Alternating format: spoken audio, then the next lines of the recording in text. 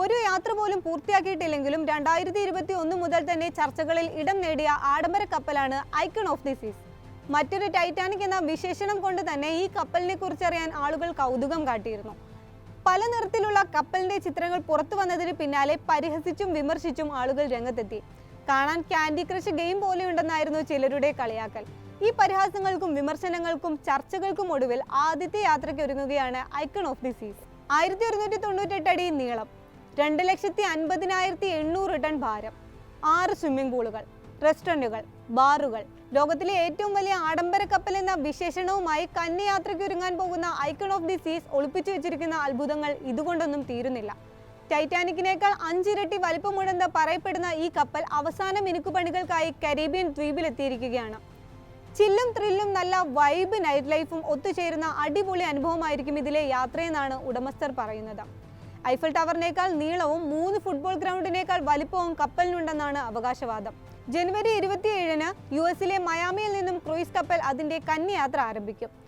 ആദ്യ യാത്രയ്ക്ക് മുന്നോടിയായി സർട്ടിഫിക്കേഷൻ പ്രക്രിയ പൂർത്തിയാക്കുന്നതിന് ആവശ്യമായ ട്രയൽ യാത്രയുടെ ഭാഗമായി പ്യൂർട്ടോറിക്കോയുടെ പൗണ്ട്സിലെ ഒരു തുറമുഖത്ത് കപ്പൽ എത്തിച്ചിട്ടുണ്ട്. യാത്രക്കാരെ സ്വീകരിക്കാനുള്ള ഒരുക്കത്തിലാണ് ക്രൂയിസ് ലൈൻ കമ്പനിയായ റോയൽ കരീബിയൻ. മിയാമിയിൽ നിന്ന് യാത്ര ആരംഭിച്ച് Bahamas, Mexico, Honduras, Saint Martin, Saint Thomas ഉൾപ്പെടെയുള്ള തുറമുഖങ്ങൾ താണ്ടി 7 രാത്രികളാണ് കപ്പലിൽ ചെലവഴിക്കാൻ സാധിക്കുക. $2 ബില്യൺ, അതായത് ഏകദേശം 1,66,000 കോടി രൂപ മുതൽ മുടക്കിലാണ് ഈ കപ്പൽ നിർമ്മിച്ചിരിക്കുന്നത്.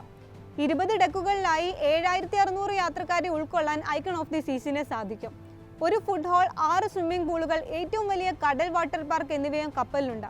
40-ലധികം ബാറുകളും റെസ്റ്റോറന്റുകളുമുണ്ട്. കുടുംബങ്ങൾക്കായി ഒരു അക്വാ പാർക്ക്, ഒരു നീന്തൽ ബാർ, എക്സ്ക്ലൂസീവ് ഡൈനിങ്, ആർക്കേഡുകൾ, ലൈവ് മ്യൂസിക് ഷോകൾ എന്നിവയാണ് മറ്റ് ആകർഷണങ്ങൾ.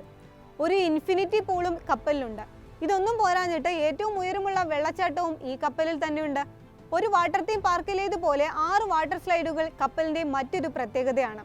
ഇത്രയൊക്കെ കേട്ടിട്ട് ഒരു യാത്ര പോയാൽ കൊള്ളാമെന്നൊക്കെ തോന്നുന്നുണ്ടെങ്കിൽ ഈ ആഡംബര കപ്പലിൽ യാത്ര ചെയ്യുന്നതിന് ഒരാൾ 1,28,000 രൂപയാണ് നൽകേണ്ടത്.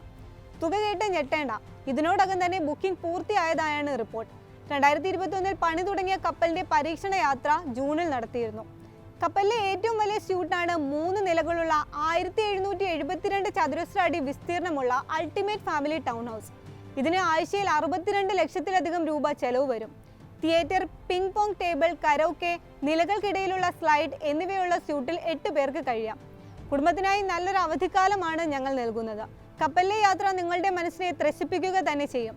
റോയൽ കരീബിയൻ ഇന്റർനാഷണൽ പ്രസിഡന്റും ചീഫ് എക്സിക്യൂട്ടീവുമായ മൈക്കൽ ബെയ്ലി പറയുന്നു. 2000 ജീവനക്കാരാണ് കപ്പലുണ്ടാവുക.